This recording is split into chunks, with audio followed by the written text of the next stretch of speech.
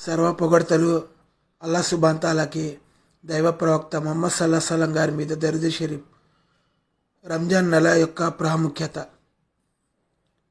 ఇందులో అల్లా సుబ్హాన్ తాలా ఉపవాసాలను తప్పనిసరిగా చేశారు. రెండవది, ఈ నెలలో శైతాను బంధించబడతాయి.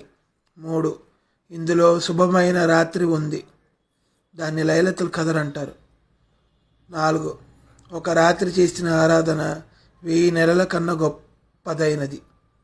5, జన్నత్లో రియాన్ అనే ఒక ప్రత్యేకమైన ద్వారం ఉన్నది, అందులో కేవలం ఉపవాసం ఉండే వాళ్ళే దాంట్లో ప్రవేశిస్తారు. అందువల్ల రంజాన్ చాలా ప్రాముఖ్యతమైన నెల.